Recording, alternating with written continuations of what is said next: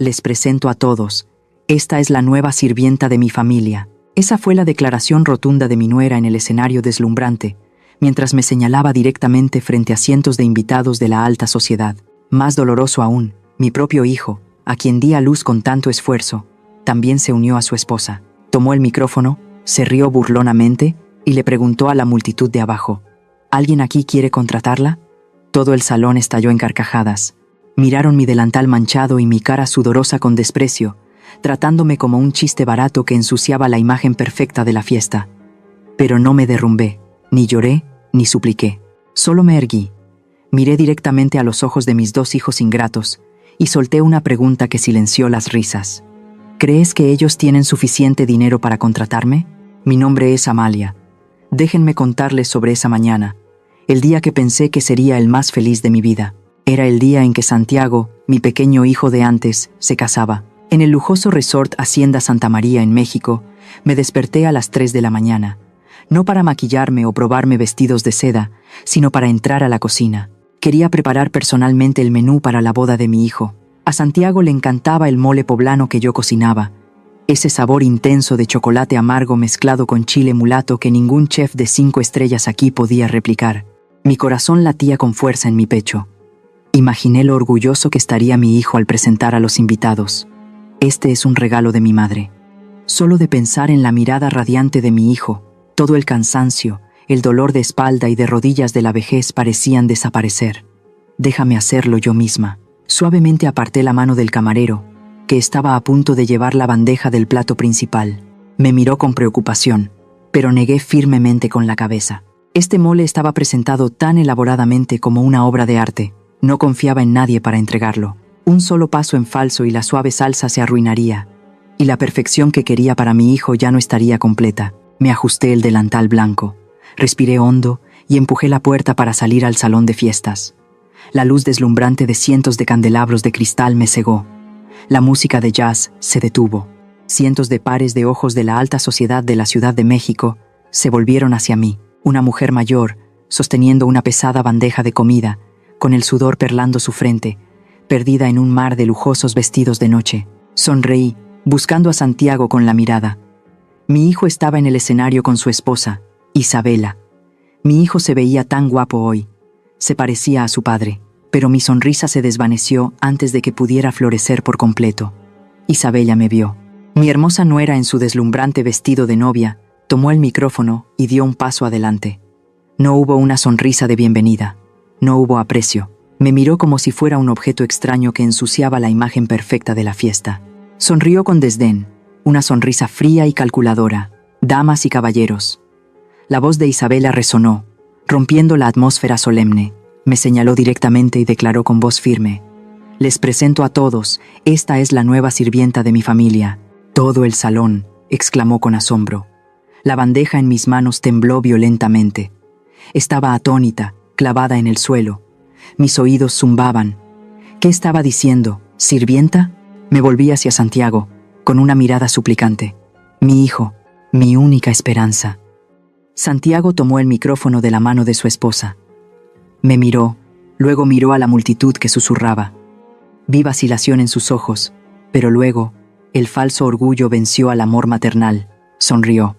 Una sonrisa débil para seguir la broma cruel de su esposa. Habló, con esa voz familiar que hoy sonaba tan extraña y cruel.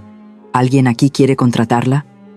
Solo una pregunta corta, pero fue como un cuchillo que me atravesó el corazón. Todo el salón estalló en carcajadas. Aplausos y silbidos resonaron en aprecio por el humor del novio. Se rieron de mi dolor. Se rieron del honor de una madre. Sentí como si mi pecho se estuviera apretando. El sabor amargo de la traición subió por mi garganta, más amargo que el veneno. Mi hijo, el hijo que había criado con sudor y lágrimas, ahora me vendía públicamente como un artículo barato solo para ganarse las risas de los demás. Quería llorar, quería dejar caer esta pesada bandeja al suelo, pero no. Respiré hondo, tragándome las lágrimas. Me erguí. La postura encorvada de un sirviente desapareció, reemplazada por una calma y una frialdad aterradoras. Miré directamente a los ojos de mis dos hijos en el escenario, una mirada ardiente que poco a poco silenció las risas de la multitud. Hablé, con una voz profunda y resonante, sin necesidad de un micrófono, pero con el peso de 1000 libras. ¿Crees que ellos tienen suficiente dinero para contratarme? El espacio quedó en silencio. La sonrisa en los labios de Santiago se congeló. No esperaba que me atreviera a responder. El silencio se apoderó de la enorme habitación, tan sofocante que era difícil respirar. Pero Isabela rápidamente rompió la atmósfera. Se echó a reír, una risa crujiente pero vacía. «Oh Dios, qué graciosa es. ¿Ven todos? Nuestra sirvienta también sabe bromear para salvar las apariencias. Un aplauso para ella». De nuevo, los aplausos. De nuevo, las sonrisas burlonas. Dejé la bandeja de comida en la mesa en silencio y me di la vuelta para irme. No quería verlos más. No quería ver más esta falsa y podrida ostentación. Las risas a mis espaldas todavía resonaban, amargas y sarcásticas. Ese sonido era como una máquina del tiempo, arrastrándome al pasado. En mi mente, la imagen de la fiesta lujosa se desvaneció gradualmente, dando paso al recuerdo de una pequeña cocina llena de humo, donde la risa genuina una vez existió. Hace 30 años, nuestra casa no tenía candelabros de cristal, ni el tintineo de las copas de la alta sociedad, pero allí había una luz más brillante que cualquier vela. La sonrisa de Carlos, mi esposo. Carlos era bombero. A menudo volvía a casa al amanecer, con el olor a humo impregnado en su grueso uniforme, la cara manchada de hollín pero los ojos brillantes. Recuerdo las noches en que el pequeño Santiago, que solo tenía 5 años, corría hacia la puerta para recibir a su padre. Carlos lo levantaba con sus fuertes brazos, su barba rozando la mejilla de su hijo, haciéndolo reír a carcajadas. «Papá, ¿le ganaste al monstruo de fuego hoy?», preguntaba Santiago, con los ojos redondos llenos de admiración. «Claro que sí». Carlos reía. Luego se volvía para mirarme, con una mirada más cálida que el fuego de la chimenea. «Porque sabía que tu mamá me estaba esperando en casa con sopa de tortilla». La felicidad en ese entonces era simple. Se resumía en el aroma de las cebollas salteadas, el chisporroteo de la grasa en la sartén y el calor de la familia. Pensé que esa paz duraría para siempre. Pero la vida no es un plato con una receta fija. A veces, el destino le añade una cucharada de chile picante que no esperabas. Esa noche, las sirenas sonaron por toda la ciudad. Un gran incendio en el viejo mercado. Carlos se fue y nunca más volvió. Ese fuego feroz salvó a docenas de personas, pero me arrebató mi mundo entero. Cuando recibí sus pertenencias, solo un casco abollado y chamuscado, sentí como si yo misma me hubiera convertido en cenizas. El funeral de mi esposo fue bajo la lluvia. Santiago estaba a mi lado, agarrando mi mano con fuerza, su pequeña mano helada. Miré a mi hijo, a sus ojos idénticos a los de su padre, y supe que no podía derrumbarme. Si me rendía, ¿quién protegería a Santiago? ¿Quién criaría la única esperanza que Carlos dejó atrás? Me sequé las lágrimas. No podía apagar el fuego que me arrebató a mi esposo, pero podía encender otro fuego, el fuego de la vida. La decisión más difícil de mi vida la tomé en una tarde de lluvia torrencial. Para darle a Santiago un futuro mejor, para escapar de la pobreza que nos rodeaba, tuve que dejar a mi hijo al cuidado de un pariente. Cerré mi pequeño restaurante. Tomé mis escasos ahorros y me fui a la Ciudad de México para participar en un programa de capacitación y selección de superchefs de todo el mundo. Era mi única oportunidad, una apuesta en la que arriesgaba mi vida entera. «Mamá se va. Prometo que volveré por ti». Abracé a Santiago, inhalando el olor a leche que aún quedaba en su cabello. No lloró, solo asintió en silencio. Ese silencio me persiguió durante los años siguientes. La Ciudad de México me recibió con dureza y frialdad.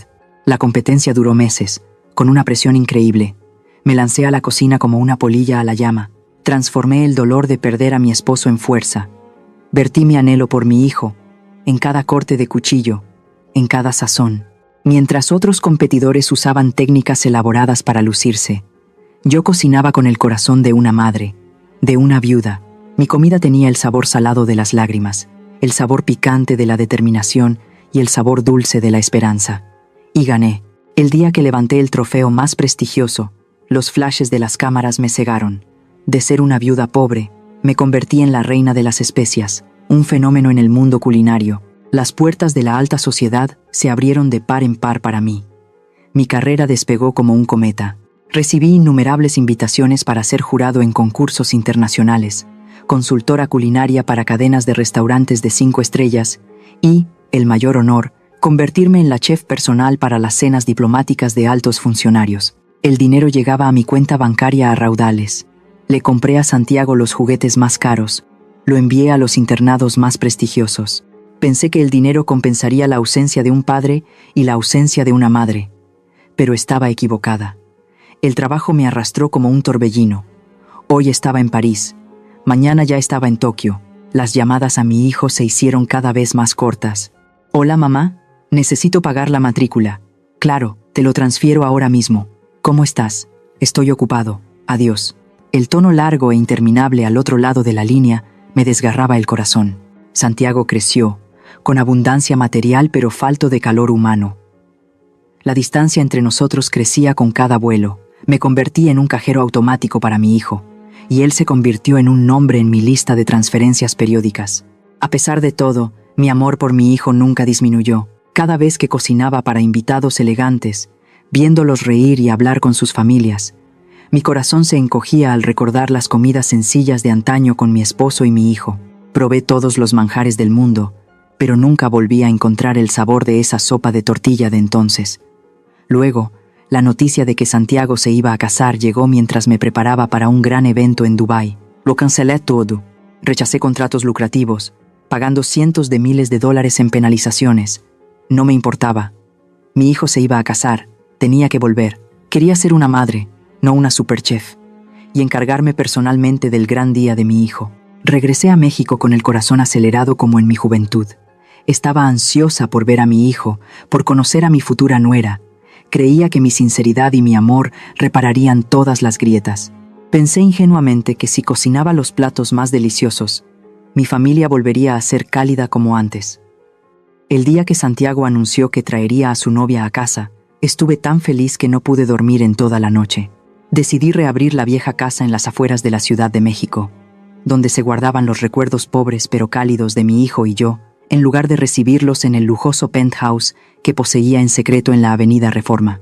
Quería que mi futura nuera amara a Santiago por quien era, no por la fortuna de su madre. Desde temprano, fui al mercado, elegí la carne de cerdo más fresca para hacer carnitas, el guiso estilo Michoacán que a Santiago le encantaba desde niño, el aroma de la manteca de cerdo, el olor a naranja fresca exprimida en la olla, el aroma de las hojas de laurel y el ajo dorado se esparcían, impregnando cada grieta de las viejas paredes de cal. Limpié la vieja mesa de roble hasta que brilló y coloqué un jarrón de vibrantes caléndulas naranjas. En mi corazón en ese momento solo había la simple emoción de una madre de campo esperando a su hijo. El rugido del motor de un coche afuera interrumpió mis pensamientos. La puerta de madera chirrió al abrirse. Santiago entró, todavía guapo y elegante, pero sus ojos miraban alrededor de la casa con una especie de nerviosismo y aprensión. Justo detrás de él venía una joven. Era Isabela. Era hermosa. Una belleza afilada y moderna, con piernas larguísimas y una piel bronceada y saludable. Pero la forma en que entró en mi casa hizo que la sonrisa en mis labios se congelara. Caminaba de puntillas, como si temiera que el polvo del suelo arruinara sus caros tacones de suela roja. Sus ojos, elaboradamente maquillados, recorrieron rápidamente la sala de estar, deteniéndose en las paredes desconchadas y el sofá desgastado. Su ceño fruncido fue leve, pero con los ojos de alguien que ha observado a miles de comensales, reconocí de inmediato el desdén no disimulado. «Mamá, esta es Isabela, mi novia», Santiago presentó, con la voz un poco quebrada. «Es una modelo famosa, mamá». Rápidamente me sequé las manos en el delantal y me acerqué para abrazarla al estilo tradicional mexicano. Pero Isabela dio un paso atrás, extendiendo la mano para un saludo indiferente. Su mano estaba helada.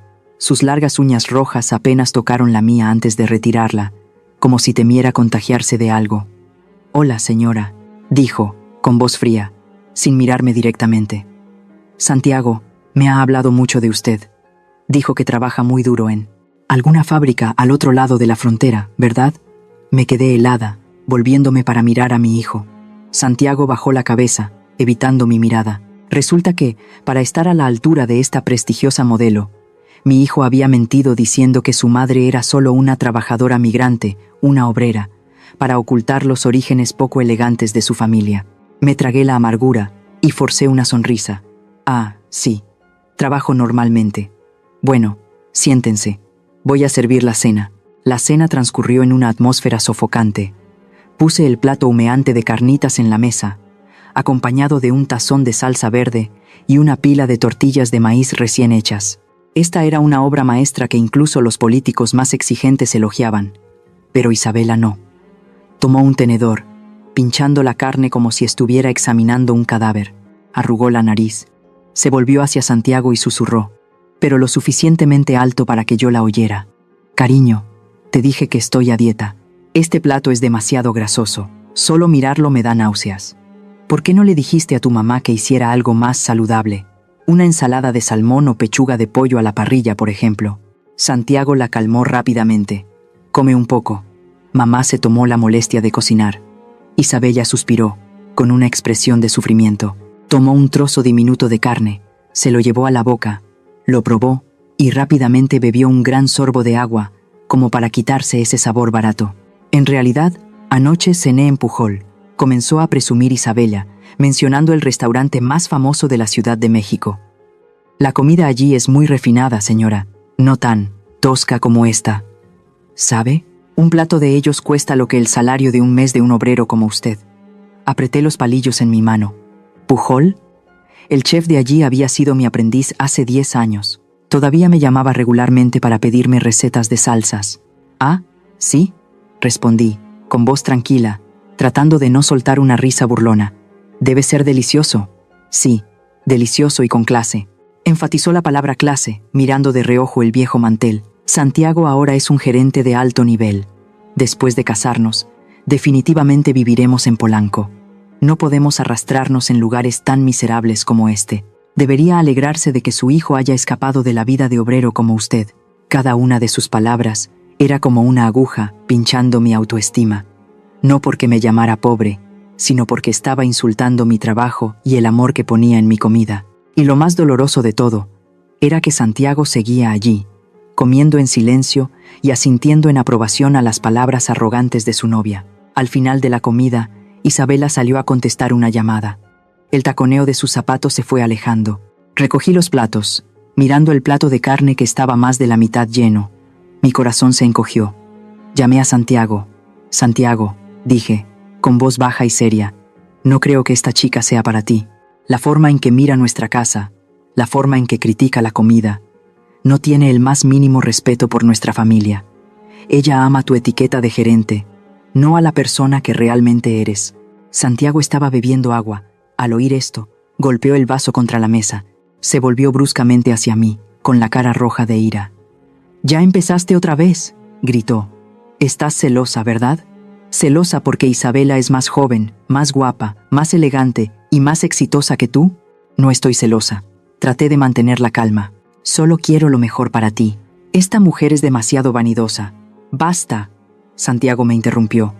Se levantó de un salto y me señaló, algo que nunca antes se había atrevido a hacer. «Mírate, toda tu vida has estado rodeada de cocinas, grasa y los míseros salarios que envías desde el extranjero. ¿Qué sabes tú de su mundo de clase alta para juzgarla? Tienes razón. La comida que cocinas es demasiado rústica, y la casa está desordenada». Me quedé sin palabras. ¿Dónde estaba mi hijo obediente de antes? Frente a mí solo había un hombre extraño, cegado por el amor y un falso orgullo. Santiago se acercó a mí y pronunció una frase fría y cruel que destrozó el corazón de una madre. «No juzgues la clase de Isabela con tu mentalidad de obrera». Dicho esto, se dio la vuelta y se fue, sin mirar ni una vez a la madre que estaba petrificada en medio de la sala. La puerta del coche se cerró de un portazo, y el coche se alejó a toda velocidad, dejando un vasto silencio y polvo. Me quedé allí, todavía sosteniendo el trapo de la mesa. ¿Mentalidad de obrera? Miré mis manos. Estas manos habían cocinado para reyes, para presidentes. Habían sostenido los trofeos más prestigiosos del mundo. Pero a los ojos de mi hijo, solo eran manos toscas, inferiores, indignas de tocar el dobladillo del vestido de su noble nuera. Me dejé caer en una silla. La casa espaciosa de repente se sintió más fría que nunca. Mi sacrificio, los años que luché en el extranjero para construir una carrera, para darle una vida plena. ¿Qué había creado al final? Un hijo que despreciaba a su propia madre. Un desprecio alimentado por el mismo dinero que yo le enviaba. Esa noche, acostada en la casa vacía, me pregunté si había hecho mal al tratar de proteger a mi hijo, o debería haber hecho la vista gorda para que él fuera feliz. ¿Alguna vez han estado en mi situación viendo a su hijo cometer un error e incapaces de detenerlo? Por favor, compartan sus pensamientos conmigo en los comentarios, porque en este momento realmente necesito el consejo de personas que me entiendan. Los días de preparación de la boda pasaron en una atmósfera tensa como una cuerda a punto de romperse. Intenté participar en los preparativos, no porque quisiera interferir, sino simplemente porque quería contribuir un poco al día feliz de mi hijo. Pero mi entusiasmo solo fue recibido con negativas y miradas de disgusto por parte de Isabela. Sugerí usar manteles bordados a mano tradicionales de Oaxaca. Ella hizo una mueca. Demasiado rústico. La tendencia ahora es minimalista, ¿entiendes? Minimalista. Propuse una banda de mariachis para recibir a los invitados. Ella lo descartó de plano. Demasiado ruidoso. Ya contraté a un DJ para que ponga música house. Cada uno de sus rechazos era como un cubo de agua fría en mi cara. Pero aguanté. Me dije a mí misma que la brecha generacional era inevitable. Mientras mi hijo fuera feliz, no me importaba sufrir un poco. Hasta esa fatídica tarde. Temblorosa, saqué una vieja caja de madera del armario y la llevé a la sala. Dentro estaba el tesoro más invaluable de mi vida. Una antigua vasija de cerámica de Talavera, con su característico color azul y blanco, meticulosamente pintada a mano. Fue el regalo de aniversario de bodas que Carlos, mi esposo, había ahorrado durante todo un año para comprar. Durante los últimos 30 años, desde su muerte, esa vasija había sido su presencia en esta casa. Coloqué la vasija sobre la mesa, limpiando cuidadosamente cada mota de polvo. Hoy, Isabela y Santiago venían para decidir los arreglos florales. «Mira», dije, con voz emocionada, tratando de contener la emoción. «Pensé que podríamos usar esta vasija para las flores en la mesa de recepción. Así, tu padre también se sentiría presente y les daría su bendición». Isabela, que estaba mirando su teléfono, levantó la vista hacia la vasija. Su mirada no mostraba ningún respeto, solo un escrutinio despectivo. «¿Esta vieja chatarra de cerámica?», arrugó la cara, con voz agria. «Se ve sucia y anticuada. Arruinará todo el concepto elegante que tanto me costó idear. Guárdala, me molesta a la vista». «Isabela», gruñí, apretando el cuello de la vasija, «puedes criticar mi gusto, pero no insultes el recuerdo de su padre. Esto es, basta ya, mamá». Isabela me interrumpió, levantándose de un salto. Se acercó, agitando la mano con irritación. «Sigues hablando de estas antigüedades. Te he dicho que no la usaré, y punto». Su brazo se levantó y golpeó la vasija con fuerza. Todo sucedió como en cámara lenta. Me abalancé, pero ya era demasiado tarde. Un sonido agudo resonó, rompiendo el silencio. La hermosa vasija de Talavera, testigo del amor de mi esposo y yo, ahora yacía rota en pedazos en el frío suelo de baldosas. Los afilados fragmentos de cerámica volaron por todas partes, como si alguien acabara de aplastar mi corazón. Me quedé helada. La sangre en mis venas pareció congelarse. Entonces, la ira y el dolor reprimido durante tanto tiempo estallaron. «¿Qué has hecho?», grité, con la voz quebrada por la angustia. Por primera vez en mi vida, miré a mi nuera con una furia incontenible. Eso era de Santiago. Acabas de destrozar su alma. Justo en ese momento, la puerta se abrió de golpe. Santiago entró corriendo, alarmado. «¿Qué pasa? ¿Por qué tanto ruido?». Inmediatamente, la expresión arrogante de Isabela desapareció. Se cubrió la cara, se desplomó en una silla, y lágrimas de cocodrilo brotaron como un aguacero. «Santiago, mira a tu madre», sollozó, señalando los escombros en el suelo. «Solo dije que la vasija estaba un poco polvorienta y quería ayudar a tu mamá a limpiarla». Y entonces, ella se volvió loca, la tiró al suelo para intimidarme. Dijo que no tenía derecho a tocar las cosas de tu padre. «Tengo tanto miedo». Estaba atónita, no podía creer lo que oía. ¿Cómo podía existir tal descaro y engaño en el mundo? «No la escuches». Me volví hacia Santiago, con la voz temblorosa al explicar. Fue ella quien la golpeó y la rompió. Yo solo quería. «¡Basta!», Santiago gritó, ahogando mi voz.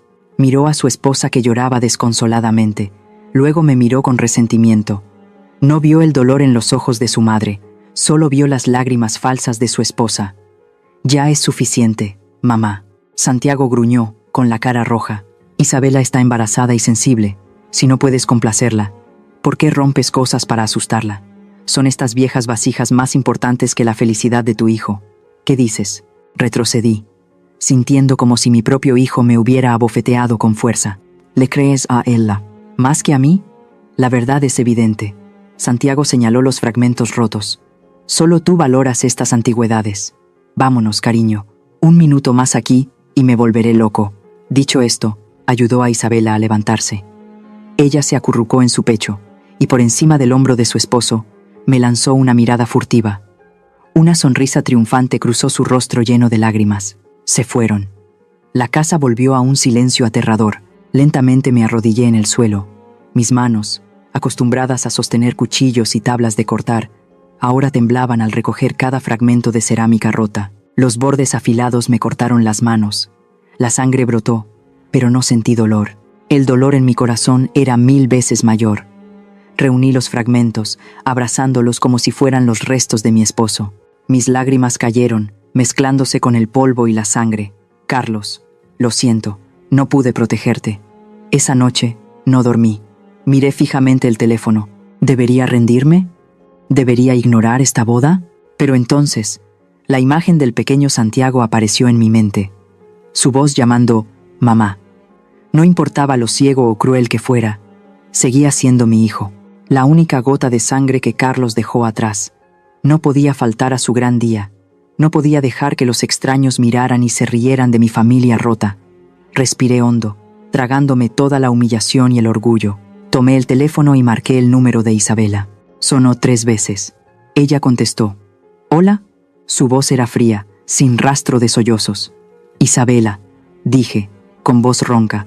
«Lo siento, me alteré demasiado esta tarde. Soy vieja y senil, por favor no te lo tomes a mal». Hubo un breve silencio al otro lado de la línea. Luego la voz de Isabela sonó, aparentemente satisfecha. «Está bien que reconozcas tu error.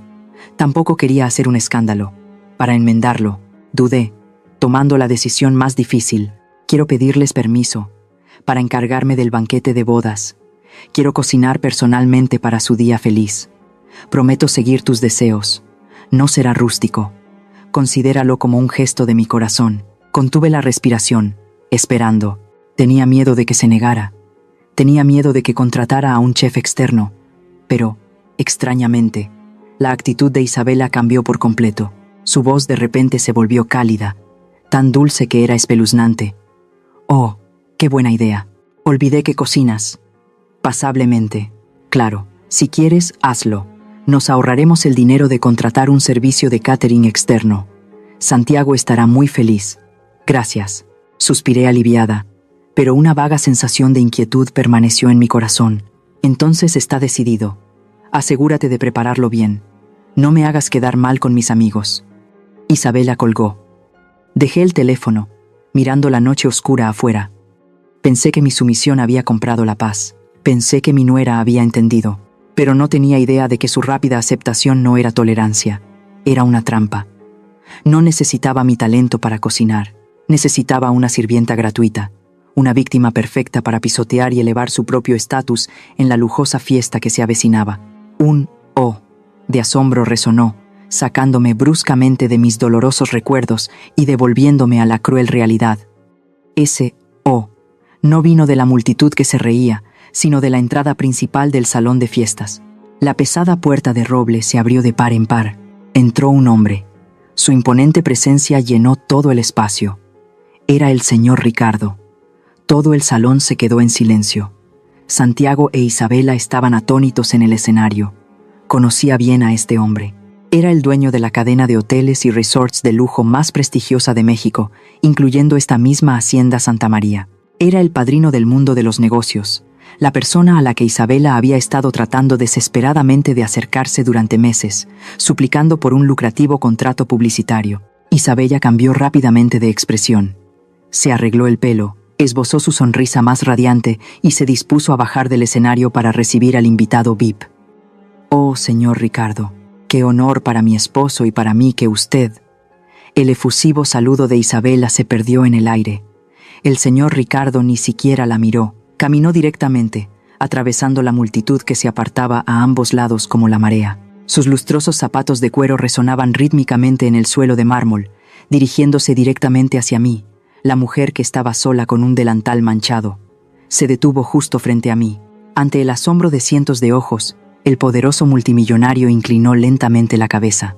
una reverencia respetuosa, completa, dirigida a una persona mayor y respetada. «Buenas tardes, maestra». La voz profunda y cálida de Ricardo resonó claramente en el espacio silencioso. No esperaba tener el honor de encontrarla aquí, en mi propio hotel. Miré a Ricardo y sonreí levemente. Lo reconocí. Era el comensal más exigente pero más conocedor al que había servido en una cena de estado en París el año pasado. En el escenario, Isabela se quedó boquiabierta, con los ojos tan abiertos que parecían salirse de sus órbitas. Tartamudeó. El micrófono en su mano temblaba. «Señor Ricardo, ¿qué está haciendo?» Ella es solo». Ricardo se volvió bruscamente. Su mirada afilada como una daga se clavó en Isabela, haciéndola callar. Luego se volvió hacia mí, su mirada cambiando a una de admiración y pesar. Durante los últimos 5 años, he enviado innumerables cartas de invitación a su manager. Estaba dispuesto a darle un cheque en blanco para que pusiera la cifra que quisiera, solo con la esperanza de que aceptara presidir el banquete del milenio de mi corporación. Pero cada vez, la respuesta fue que su agenda estaba llena. Cuando escuché que se había retirado, todavía lamentaba no haber probado nunca más su legendario mole. Suspiró, negando con la cabeza. Realmente, en este mundo, no se puede conseguir todo con dinero. Santiago, ahora pálido como un fantasma, bajó del escenario, con la voz temblorosa. «Señor, ¿de qué está hablando?» «Mi madre, ella es solo una cocinera cualquiera». «¿Cocinera cualquiera?» Ricardo se rió con desdén, una risa llena de sarcasmo hacia la ignorancia del joven. «¿Estás ciego? La mujer que tienes delante es alguien a quien todo el mundo culinario admira». Isabella gritó, con la voz quebrada por el pánico. «Imposible. Ella es Amalia. Es la sirvienta. ¿Quién es ella?» Respiré hondo. Era hora de que cayera el telón. Ya no necesitaba esconderme en este caparazón áspero y resignado. Lentamente me quité el delantal blanco que llevaba puesto, lo doblé cuidadosamente y lo coloqué en la mesa del banquete. Mis movimientos eran lentos, deliberados, como si estuviera realizando un ritual sagrado. Levanté la cabeza, mirando directamente a los ojos de mi nuera aterrorizada y de mi hijo tembloroso. «¿Preguntas quién soy, Isabela?» Hablé. Mi voz ya no era la de una madre de campo sumisa. Era la voz autoritaria de alguien que había comandado a cientos de chefs en las cocinas más calientes del mundo. Mi verdadero nombre es Amalia, pero cuando estoy frente al fuego, cuando tomo un cuchillo de cocina, el mundo me llama Madame Cortés. En cuanto se pronunció el nombre Madame Cortés, la multitud de abajo volvió a exclamar. Murmullos y cuchicheos estallaron como un enjambre de abejas. Madame Cortés es la misteriosa reina de las especias. Dios mío, ¿la que se negó a cocinar para la familia real británica porque tenía que visitar a su hijo enfermo? Es ella, es ella. Vi su foto en la revista Time. Santiago retrocedió unos pasos, casi cayendo. Me miró como si estuviera viendo a un extraterrestre. Sabía que viajaba a menudo por trabajo. Sabía que enviaba dinero a casa, pero nunca le había importado lo que hacía. En su mente estrecha, cocinar era solo un trabajo manual de baja categoría. No tenía idea de que su madre era una leyenda. El señor Ricardo miró a mis 2 hijos, negando con la cabeza con disgusto. Qué irónico. El mundo entero anhela que ella les cocine una comida. Y ustedes, teniendo la bendición de ser sus hijos, de que ella cocine personalmente para su boda, la desprecian como a una sirvienta barata. Se volvió hacia Isabella, con voz severa. Señorita Isabella, siempre habla de clase, pero ha desechado el regalo más invaluable para perseguir cosas frívolas. Eso es ignorancia, no clase. Isabella se puso pálida. Sus labios temblaban sin poder pronunciar palabra. El deslumbrante vestido de novia que llevaba puesto de repente parecía ridículamente patético. Santiago bajó la cabeza, apretando los puños, pero no se atrevió a mirarme.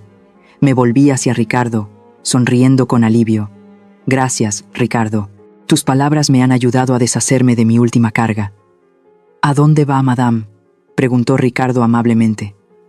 A casa, respondí, mirando a lo lejos por la ventana, donde la oscuridad se cernía. Este lugar es demasiado ruidoso. Necesito encontrar un lugar tranquilo para cocinarme un tazón de sopa caliente. No volví a mirar a Santiago. No volví a mirar a Isabela. Me di la vuelta y me fui. Con los mismos zapatos viejos, la misma ropa sencilla, pero ahora, cada paso que daba era ligero. Los susurros, Las miradas de admiración o arrepentimiento a mis espaldas ya no podían detenerme. Esta fiesta caótica ya no era mía. Empujé la gran puerta y salí. El viento de la noche sopló en mi cabello, fresco y refrescante. Al salir del salón de banquetes y respirar el aire fresco del exterior, no sentí ningún arrepentimiento, solo una ligereza en mi corazón como si acabara de deshacerme de una pesada piedra que oprimía mi pecho. Quizás, a veces, irse en silencio y mantener la dignidad es el castigo más doloroso para la ingratitud. ¿Creen que mi decisión de irme fue la correcta? ¿O debería haberme quedado para darles una lección que nunca olvidarían? Me encantaría escuchar sus pensamientos sobre cómo manejar esta situación irónica en los comentarios de abajo. A la mañana siguiente, el sol abrasador de las afueras de la Ciudad de México me despertó. Ya no había el suave zumbido del aire acondicionado de un hotel de 5 estrellas, solo el canto de los gallos y el pregón matutino del pan dulce. Pero extrañamente, sentí una paz inusual en mi corazón. Me preparé una taza de café solo, con la intención de disfrutar de una mañana tranquila. Sin embargo, unos golpes insistentes en la puerta rompieron la atmósfera. Eché un vistazo por la ventana. Frente a la puerta había un coche de lujo. Al lado estaban Santiago e Isabela. Se veían patéticos. Isabela ya no tenía el aire arrogante de ayer.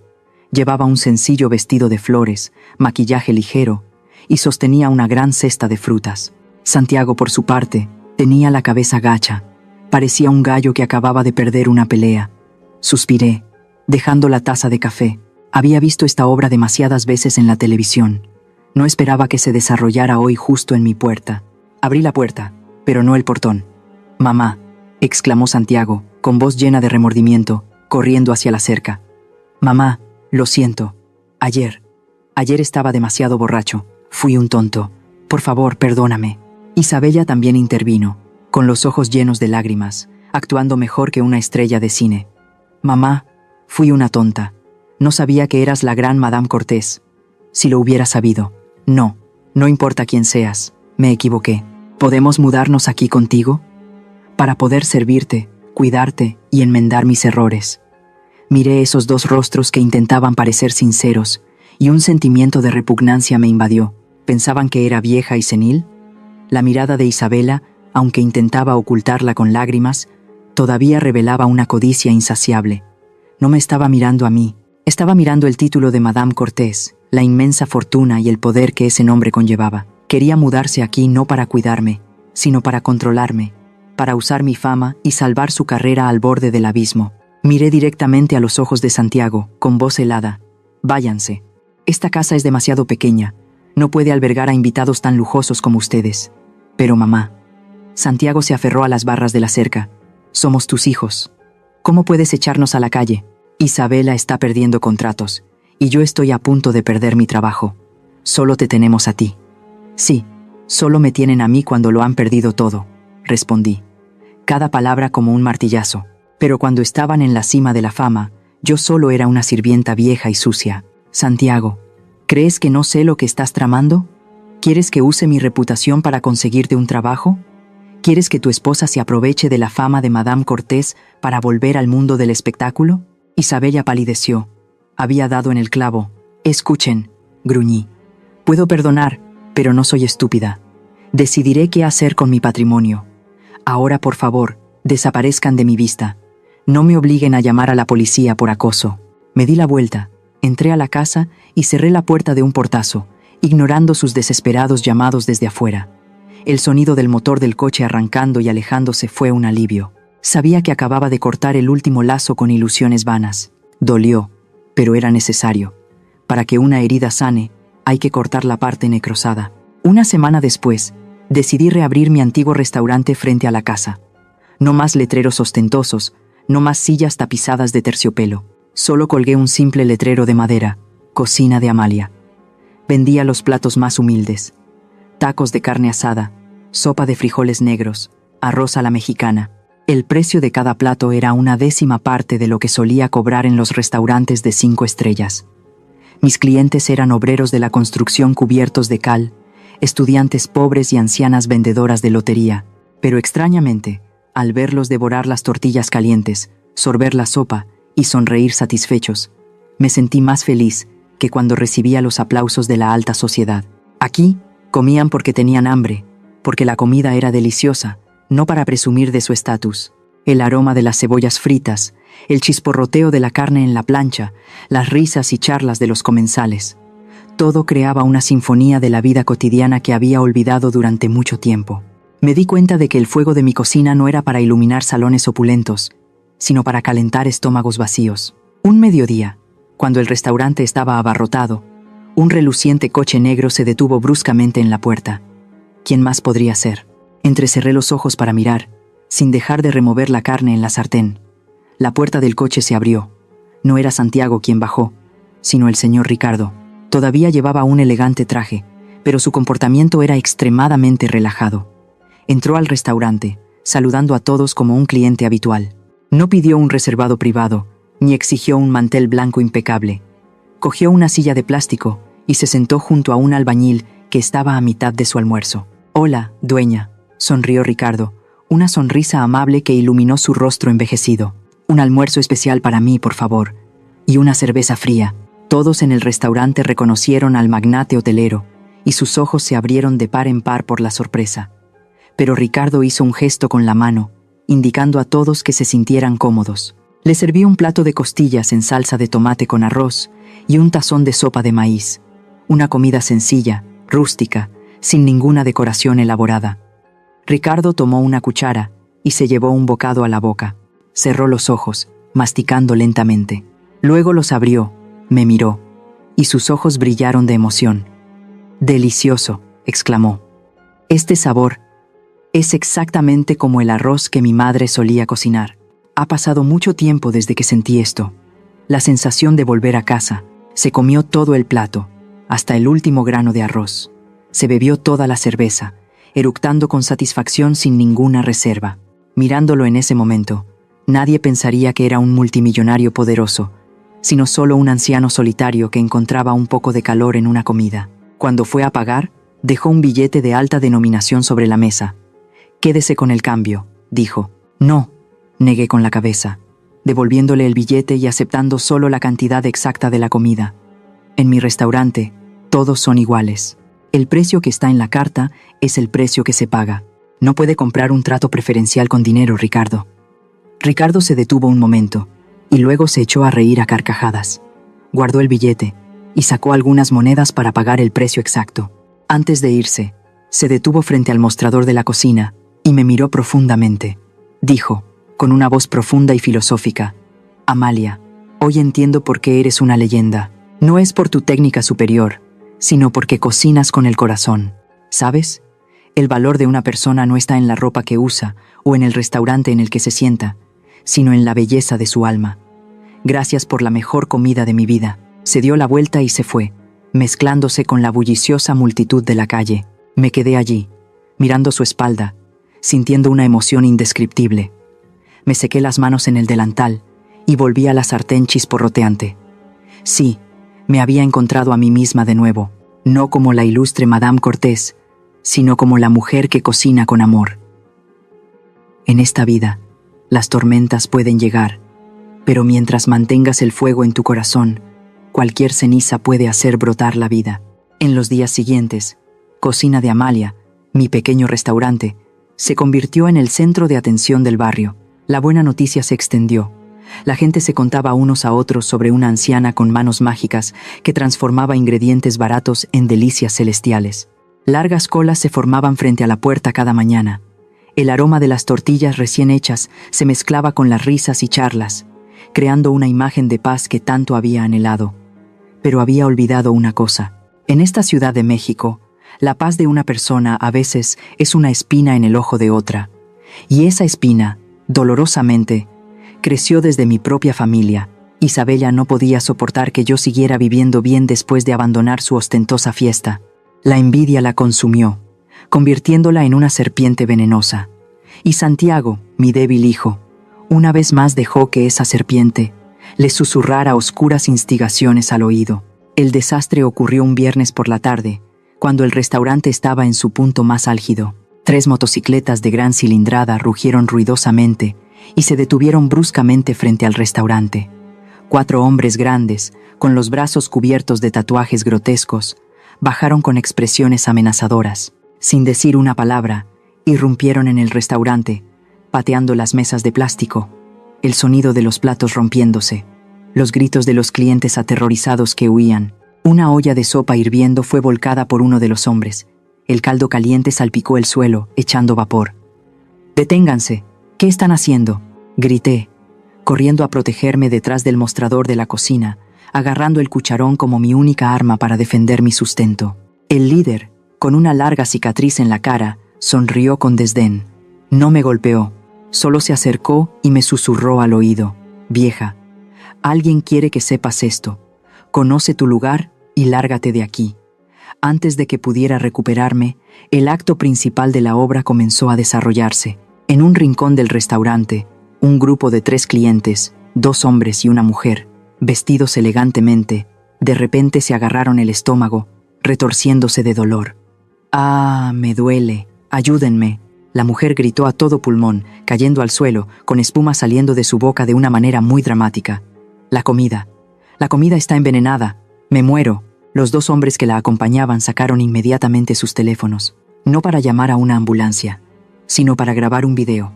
Acercaron sus cámaras al rostro de la mujer que actuaba como si estuviera muriendo. Luego enfocaron el desorden del restaurante y finalmente apuntaron directamente a mi rostro mientras yo estaba petrificada por el shock. «Compartan esto urgentemente», gritó el camarógrafo como un reportero en el lugar de los hechos. «El restaurante de la vieja Amalia vende comida en mal estado. Mi familiar está a punto de morir después de comer aquí. Boicoteen este lugar». «¡Qué asco!», me quedé allí, con las manos temblorosas. Miré a la mujer que se retorcía en el suelo. La reconocí. Era una extra que había interpretado a una sirvienta en un anuncio de perfume de Isabela que había visto por casualidad en la televisión. Así que eso era una farsa perfecta.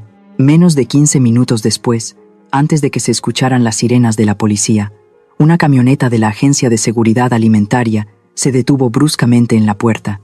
Demasiado rápido, demasiada coincidencia. 2 inspectores entraron, con rostros impasibles. No necesitaron tomar muestras, no necesitaron interrogar a las víctimas. Fueron directamente a la cocina, echaron un vistazo rápido y sacaron un informe ya preparado. «Restaurante que no cumple con las normas de higiene. Consecuencias graves. Emitimos una orden de cierre permanente y precintado inmediato». «No, no pueden hacer eso». Corrí hacia ellos, agarrando la manga del inspector. «Soy inocente. Esos matones destrozaron mi restaurante. Y ese grupo de personas está fingiendo.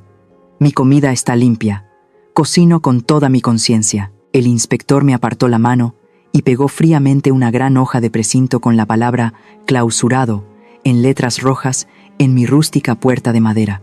«Tiene derecho a apelar ante los tribunales, pero por ahora, por favor, abandone la zona». Me empujaron a la calle. Mi restaurante, mi recién nacida esperanza, ahora yacía en silencio detrás del frío precinto. Los vecinos me miraban con lástima. Nadie se atrevía a acercarse por miedo a meterse en problemas. Esa noche, la verdadera tormenta golpeó.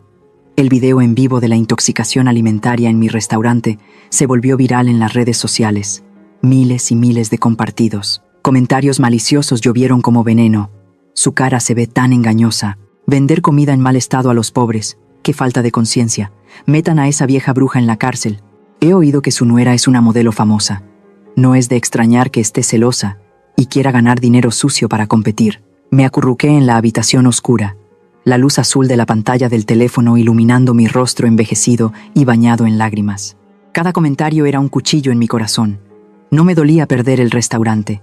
Me dolía que el honor de mi profesión, lo más sagrado de mi vida, estuviera siendo pisoteado. Y lo más doloroso de todo, sabía exactamente quién era el director de esta tragedia.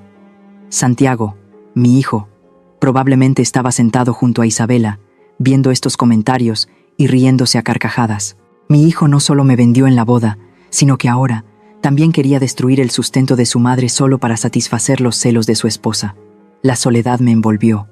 El mundo entero parecía darme la espalda. Nadie me creía.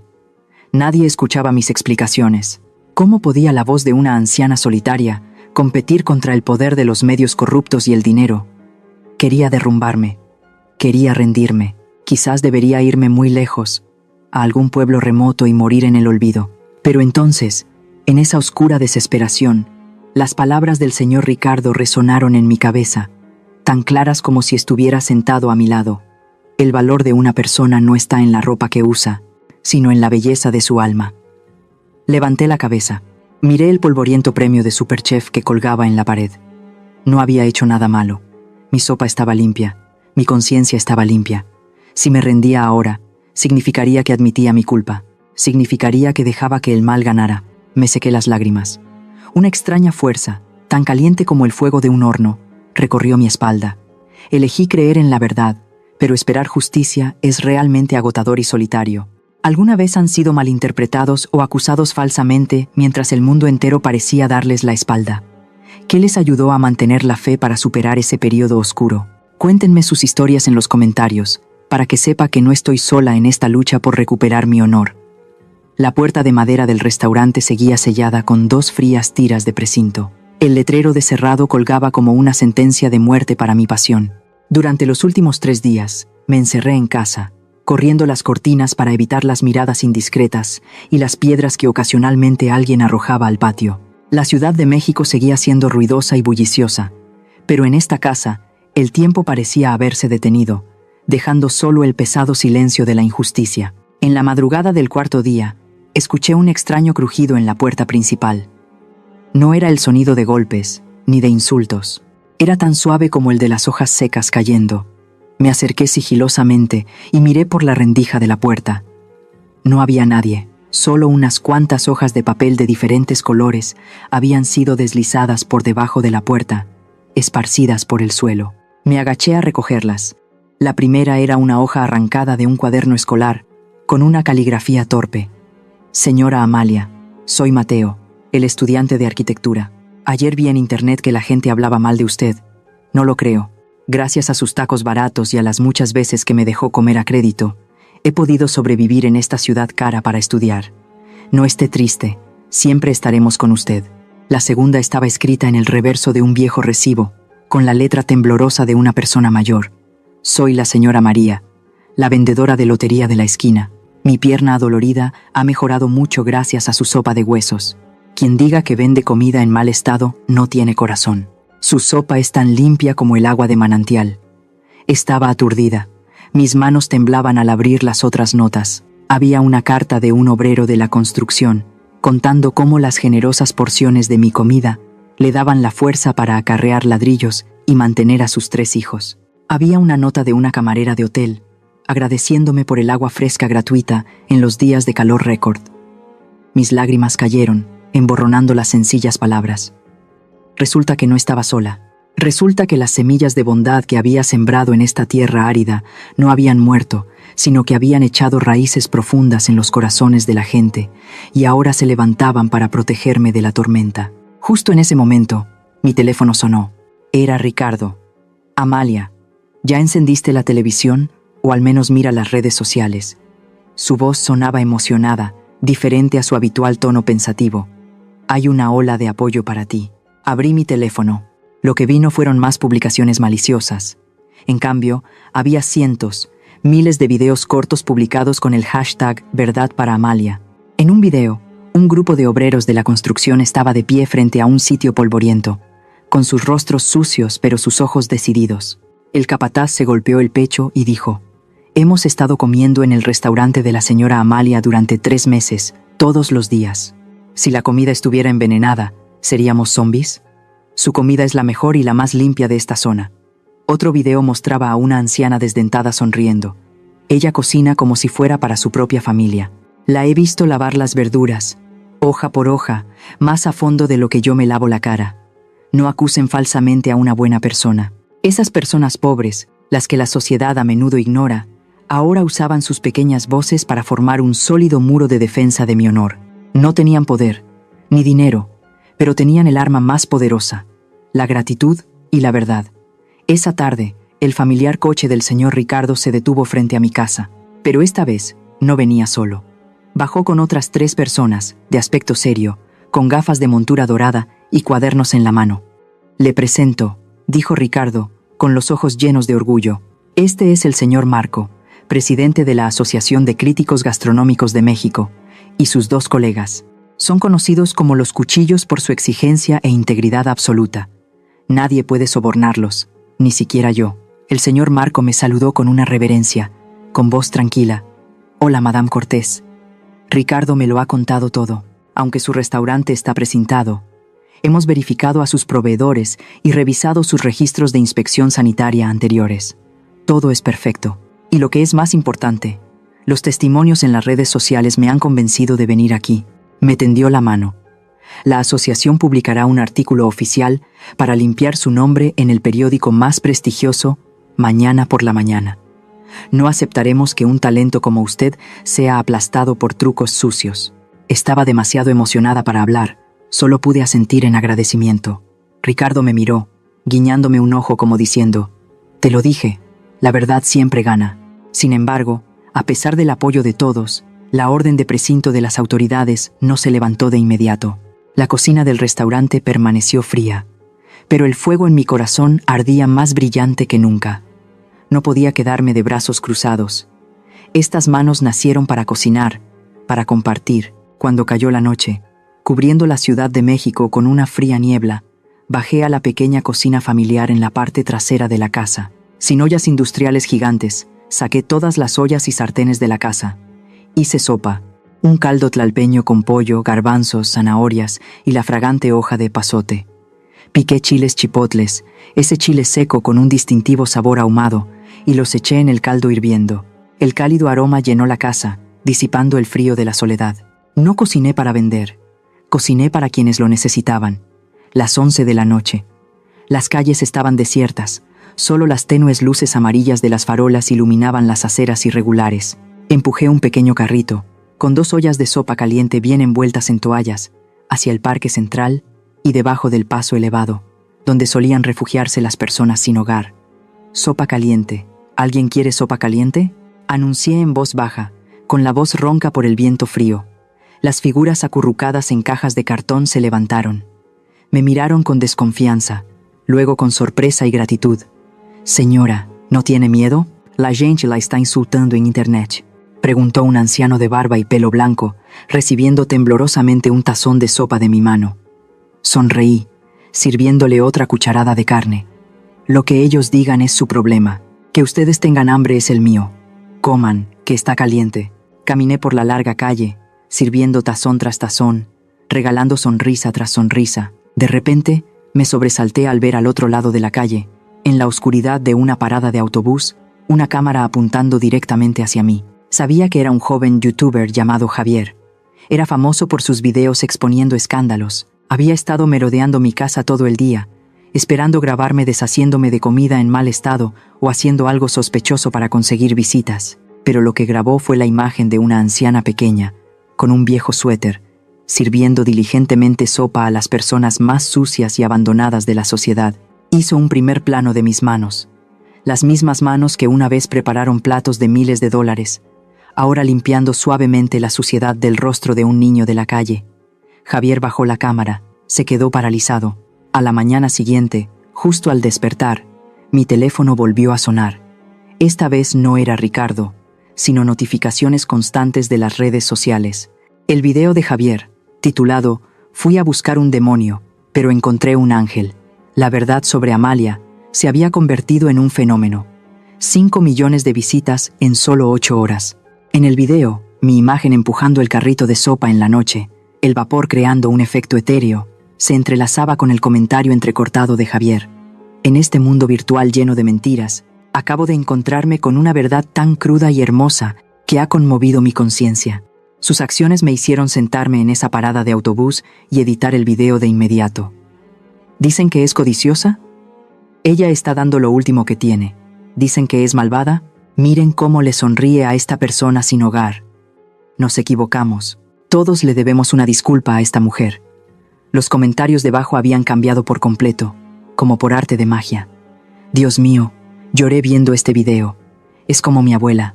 Lo siento, Amalia, por haber creído tan rápido los rumores. Debemos protegerla. Boicotemos a quienes la calumniaron. ¿Dónde está su restaurante? Iré a apoyarla en cuanto vuelva a abrir.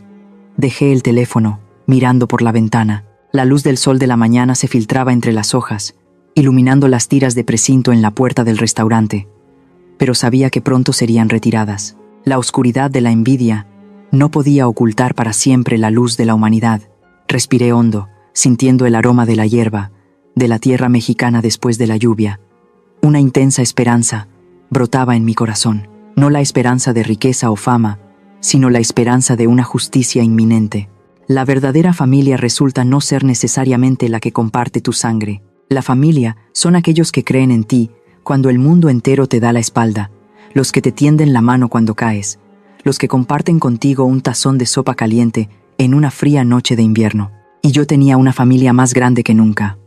La tormenta mediática no se disipó, solo cambió de dirección, y esta vez arrasó con todo lo que Santiago e Isabela intentaban ocultar. Los talentosos detectives de Internet no dejaron que el asunto se enfriara. En 24 horas desde la publicación del video de Javier, la identidad de las víctimas de la intoxicación alimentaria en mi restaurante quedó al descubierto. La mujer que se revolcaba en el suelo echando espuma por la boca resultó ser la misma extra que había interpretado a una sirvienta en un anuncio de perfume barato de Isabela. El hombre que grababa era un maquillador freelance que frecuentemente se registraba en eventos a los que asistía Isabela. Fotos de ellos juntos, comentarios entre ellos fueron desenterrados por los internautas, convirtiéndose en pruebas irrefutables de una torpe farsa. Y eso no fue todo. Los invitados de aquella fatídica boda también comenzaron a hablar. Ya no guardaron silencio. Publicaron en Facebook y Twitter mensajes llenos de indignación. Yo estuve en esa boda. Vi con mis propios ojos cómo Isabela llamaba sirvienta a su suegra. Fue Santiago quien vendió a su madre. Montaron esta farsa de la intoxicación solo para vengarse porque ella se atrevió a decir la verdad. Un par de esposos desagradecidos y crueles no merecen el apoyo del público. Cada publicación era como un cubo de agua fría para la pareja que intentaba aparentar ser elegante.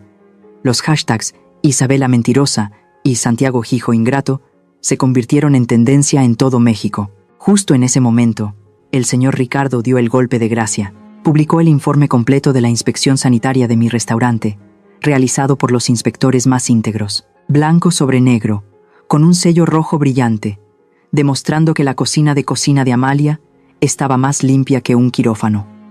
La verdad era tan clara como el día. El precinto fue retirado de inmediato. La puerta de madera de mi restaurante se abrió de nuevo para recibir el sol. El día que reabrí, toda la calle estaba congestionada. No solo estaban los clientes habituales, sino también cientos de curiosos, defensores de la justicia de todas partes. Hicieron largas colas, esperando pacientemente solo para comprar un taco, para decirme una palabra de disculpa y aliento. Mientras yo estaba ocupada con la alegría del trabajo, al otro lado de la ciudad, el mundo de mi hijo y mi nuera se derrumbaba. Marcas de moda y cosméticos anunciaron la cancelación de sus contratos con Isabela. No querían que su imagen de marca se asociara con una estafadora e inmoral. Los carteles publicitarios, con su rostro, fueron retirados y arrojados a la basura.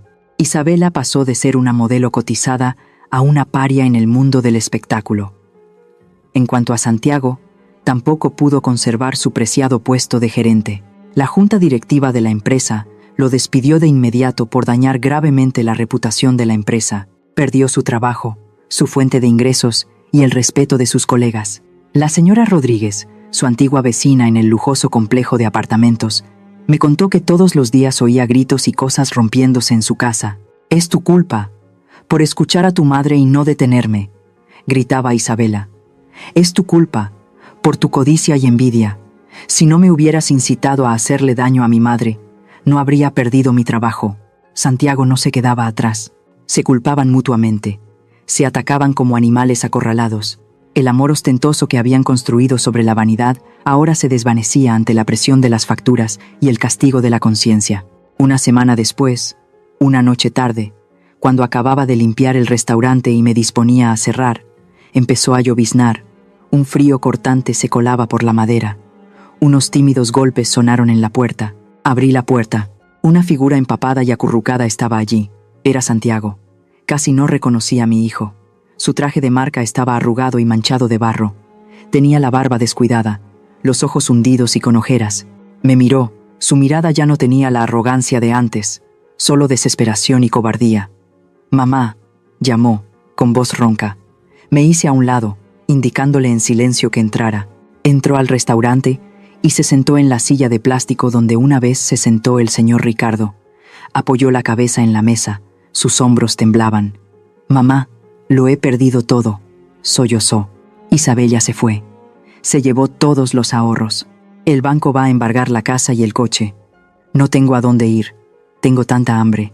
Miré a mi hijo, a quien di a luz, llorando como un niño. Mi corazón se encogió, pero mi mente estaba más clara que nunca. No dije nada. Fui en silencio a la cocina. Le serví un tazón de sopa de pollo caliente. Le espolvoreé un poco de cilantro y cebolla y se lo puse delante. «Come», dije, con voz tranquila. Santiago levantó la vista, mirando el tazón de sopa como si fuera un salvavidas. Cogió la cuchara y comió con avidez. Mientras comía, sus lágrimas caían en la sopa. «Está deliciosa. Mamá, lo siento, me equivoqué», dijo entre sollozos mientras masticaba. «Puedo volver a vivir contigo. Me ayudarás a pagar mis deudas. Prometo ser bueno. Te obedeceré. Eres Madame Cortés, tienes mucho dinero». Lo miré, suspirando profundamente. Incluso en ese momento, lo primero en lo que pensaba era en mi dinero. «Santiago», lo llamé por su nombre, con voz seria. Dejó de comer y me miró con esperanza. «Admito que cometí un error en el pasado», dije, mirándolo directamente a los ojos. «Estaba tan ocupada ganando dinero, tan absorta en la fama, que te descuidé durante los años en que más me necesitabas. Usé el dinero para compensar el afecto, y eso es lo que te convirtió en la persona dependiente y materialista que eres hoy». Santiago bajó la cabeza, en silencio. «Pero», enfaticé, «eso no es excusa para ser un hijo ingrato. No es razón para pisotear mi honor, para unirte a tu esposa y humillar a la mujer que te dio la vida. Tienes más de 30 años, Santiago. Tienes que asumir la responsabilidad de tu propia vida». «Mamá», tartamudeó, «este tazón de sopa es el último acto de amor que te doy como madre indulgente». Señalé el tazón medio vacío. «En cuanto al dinero y la casa, no te daré ni un centavo. No usaré mi patrimonio para limpiar el desastre que has creado». Santiago se quedó atónito. No esperaba que fuera tan firme. «Cuando termines de comer, vete». Me levanté y señalé la puerta. «Sal ahí fuera, busca un trabajo, ya sea lavando platos o cargando cajas, y mantente a ti mismo. Cuando entiendas el valor del dinero ganado con tu propio sudor y lágrimas, entonces vuelve a buscarme. Por ahora, no puedo ayudarte». Santiago me miró fijamente. En mis ojos, ya no vio debilidad ni resignación. Solo vio un sólido muro de autoestima y severidad. Se levantó lentamente. Entendió que esta vez, su madre hablaba en serio. No habría más rescates. Me saludó con una inclinación de cabeza, un saludo apenas audible pero más respetuoso que antes. Luego se dio la vuelta y salió del restaurante, desapareciendo en la fría y lluviosa noche de la Ciudad de México. Cerré la puerta y eché el cerrojo. Recogí el tazón vacío de la mesa y lo llevé al fregadero. Bajo el chorro de agua, lavé el tazón, como si estuviera lavando las últimas penas. No lloré. Me sentí ligera. Dejar ir a veces es la forma correcta de amar a un hijo. Dejarlo caer para que aprenda a levantarse por sí mismo. Ha pasado un año desde que la tormenta mediática arrasó mi pequeña cocina. Es la temporada de lluvias en la Ciudad de México. Los aguaceros de la tarde lavan el polvo de los árboles de jacaranda, devolviendo a la ciudad una claridad y tranquilidad. Me siento junto a la ventana de cocina de Amalia, saboreando una taza de té de hibisco rojo, observando a la gente pasar. Mi restaurante sigue lleno, pero ya no tengo que cocinar más de 10 horas al día. Le he pasado la gestión y las recetas secretas a Mateo, el estudiante de arquitectura pobre de antaño, y a un equipo de madres solteras que he formado personalmente. No solo cocinan con técnica, sino también con gratitud. Al verlas trabajar con pasión, me veo a mí misma de joven, pero más feliz, porque no están solas. Este tiempo me lo dedico a mí misma. Viajo a los pueblos mágicos de mi hermoso país, México. Voy a Oaxaca, Puebla, Yucatán. No para competir o ganar dinero, sino para cocinar comidas gratuitas para orfanatos. Al ver a esos niños sucios devorar un plato de arroz caliente, con los ojos brillantes de alegría, encuentro un sabor que había olvidado durante muchos años. El sabor de dar sin esperar nada a cambio. En cuanto a Santiago e Isabela, de vez en cuando me llegan noticias suyas a través de los chismes de los vecinos. Ese matrimonio ostentoso terminó abruptamente después de unos pocos meses. Incapaces de soportar la presión de la opinión pública y la carga de las deudas, se divorciaron. Se dice que Isabela se fue a Estados Unidos en busca de una nueva fortuna, mientras que Santiago vendió su apartamento y desapareció de la ciudad. No lo busco, ni lo espero con ansias. Creo que la vida es la mejor maestra, y mi hijo necesita esas duras lecciones para madurar. ¿En qué piensas tan profundamente, madame? La voz profunda y cálida de Ricardo interrumpió mis pensamientos. Se sentó frente a mí, tan natural como un miembro de la familia. Ya no llevaba traje, solo una sencilla camisa blanca, con un aire de tranquilidad. Estaba pensando que a la sopa de hoy le falta un poco de orégano. Sonreí, empujando un plato de galletas de almendra hacia él. Ricardo se rió, cogiendo una galleta. Siempre eres tan estricta contigo misma. Para mí, todo aquí es perfecto. Nos sentamos juntos, sin hablar mucho del doloroso pasado, sino de libros, de nuevas tierras, de la filosofía de la vida. Ricardo se convirtió en mi confidente, la única persona que podía entender las notas melancólicas de mi alma. Él me enseñó a disfrutar de la vida, y yo le cocinaba platos con el sabor de los recuerdos. En el ocaso de nuestras vidas, nos dimos cuenta de que la felicidad no es tener el poder de controlar el mundo, sino tener a alguien con quien tomar el té, con quien ver llover en silencio. Al atardecer, cuando los últimos rayos de sol se filtraban débilmente entre las hojas, sonó el timbre de la puerta. Entró un hombre, delgado, con la piel curtida por el sol y el viento, con ropa de trabajo manchada de polvo pero ordenada. Ya no tenía el aspecto pulcro y cuidado del gerente arrogante de antes. Era Santiago. Mi corazón dio un vuelco, pero rápidamente recuperó su ritmo normal. Me quedé sentada, observándolo. Santiago miró alrededor del restaurante. Sus ojos se detuvieron en Ricardo y en mí. En sus ojos ya no había codicia, ni resentimiento. Eran profundos, tristes, pero tranquilos. Me saludó con una ligera inclinación de cabeza, un saludo lleno de respeto y timidez. No corrió a arrodillarse para pedir dinero, ni lloró ni se quejó. Eligió una pequeña mesa en el rincón más discreto y se sentó. El camarero se acercó. Santiago señaló el menú y dijo en voz baja: «Una sopa de lima, por favor». «Gracias». Me levanté. «Yo me encargo», le dije al camarero, y fui directamente a la cocina. Ricardo me siguió con la mirada. Sus ojos brillaban con comprensión y aliento. Me paré frente a la olla de sopa hirviendo. El aroma fresco de la lima, el olor a pollo hervido, el olor a tortillas fritas, todo se mezclaba. Serví la sopa con cuidado, meticulosamente, como si estuviera cocinando para el comensal más importante de mi vida. Pero esta vez no había lástima, ni expectativas impuestas. Solo el corazón de una cocinera preparando comida para un cliente hambriento. Le llevé el tazón de sopa y lo coloqué suavemente frente a Santiago. El vapor se elevó. Santiago levantó la vista y me miró. En el momento en que nuestras miradas se encontraron, el tiempo pareció detenerse. Nadie dijo, «Lo siento», ni «te perdono», porque hay cosas que el lenguaje no puede expresar. Solo el corazón puede entender. Vi en sus ojos el remordimiento de un hombre que ha probado suficiente amargura para apreciar la dulzura del amor familiar. Y él vio en mis ojos una tolerancia firme. Sonreí, la sonrisa más ligera y serena que jamás había tenido.